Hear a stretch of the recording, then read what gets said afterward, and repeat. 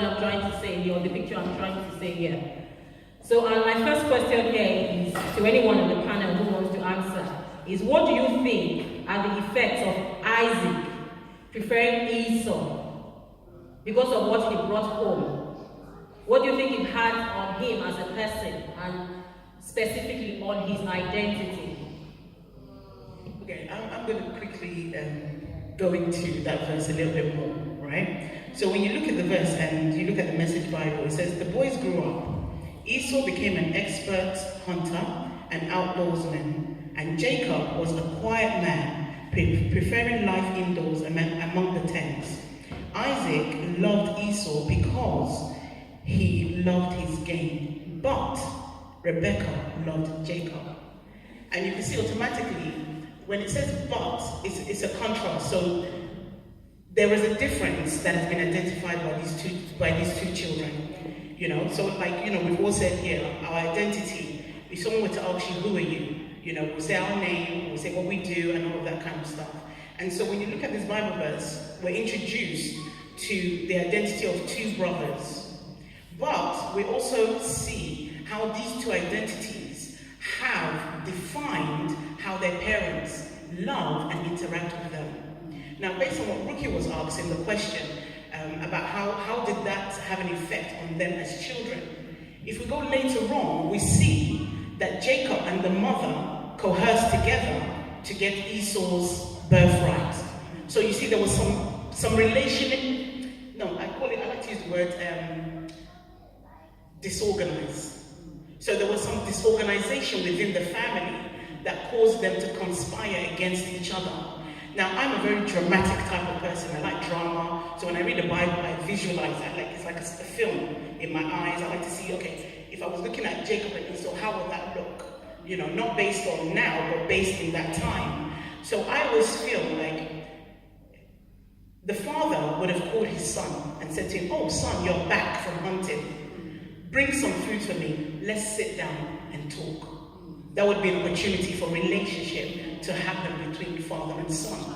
Unlike the other son, who would not be going anywhere. So the father probably saw him and said, you're at it again. Look at you, quiet man. Just sitting there. You're your mother's son. Anyway, where's my boy? Now, this son, being himself, would not have seen how much his father loved him. Not because his father did not love him, but because the father did not display the love to him. And so that would have been affecting him as an individual, and he would have drawn closer to the mom. Now, as a mother, what would you do? You would go, my son, don't worry. That's just how your father is. It's okay. It's okay. Right? So he's growing up being nurtured by his mother, and never really fully seeing himself as a man, and thinking, oh, if the only way I can be a man is if I'm buying, going to kill the bush meats, if I'm going out to go and get the outdoor stuff, that's the only reason my father will love me. That would have broken him. That would have distanced them. And obviously later on we find out how that plays out. I hope that answers your question. I want to just add to what she said now, because like looking at it and comparing it even with our modern day, you see, when a child is only, the relationship between the child and the mother is very strong. When a child is only, so that will play a part in what happened there, because the Bible says that Jacob himself is an indoor person, and you know, women for who they are, our moms for who they are, the child that they see every time, they sort of develop that love, that natural love. So that's the thing, that's part of the thing that as parents we need to guide against. Because like from the look of things in the passage we read, the home is already divided.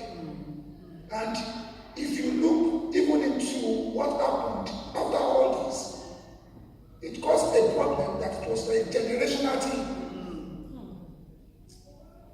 And until when it got to a time that God said, no, this is not how it's supposed to be. You need a change. But not many people will have that opportunity. And most of the things that will have been put right, even with the family, they didn't do it. So that can play a part. We as parents, we like that the Bible says that we are caretakers. He says children are heritage of the Lord. God has given us children to be able to nurture them in the way of the Lord.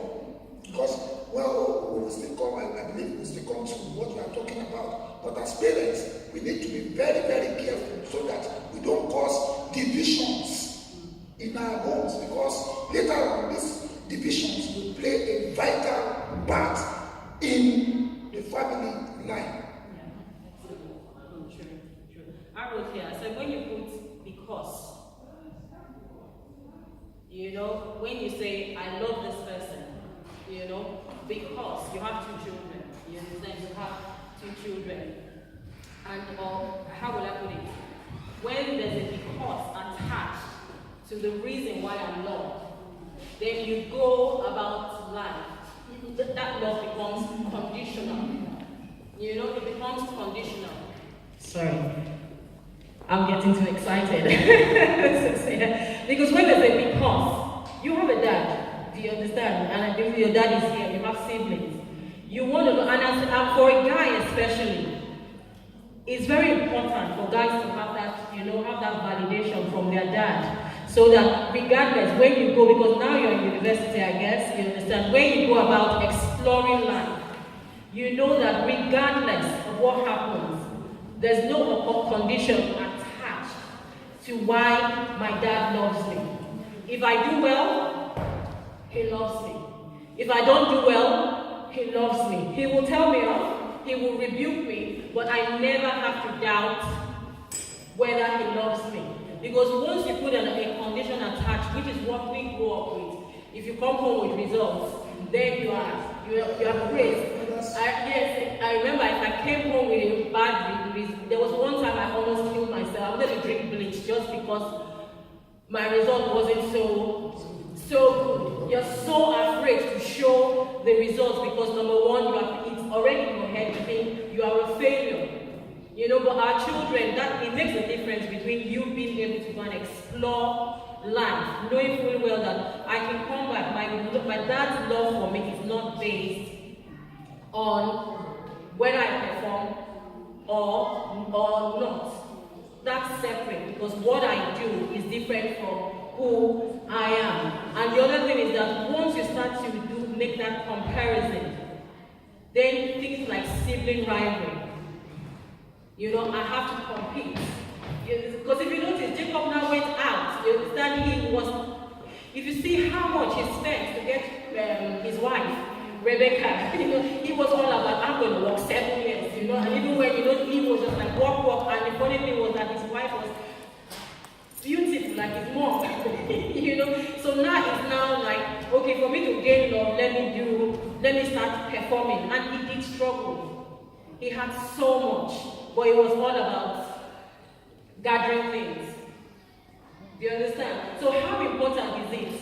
I can see your dad looking here.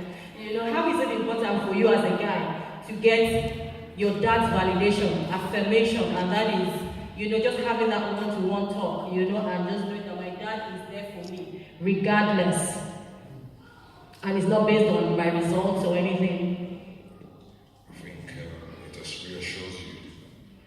And it's more of a case where you kind of just have peace within yourself because you know that regardless of whatever the circumstances, you always have them to go back to. So I think it's just more of a case of just giving yourself peace. Yeah, funny enough, right? I'm not a young person, right? Well, in my mind, I like to think I'm still young, right? But I have 3 children, and my eldest one, is approaching adulthood. But what I realized was when we think about the question that Ricky asked him about being affirmed by his father, I knew probably only about maybe 4 years ago that even though I was grown, I had been married and I had children, that I still wanted my mother's affirmation because I had grown up in an environment where I didn't grow up with my mother. So I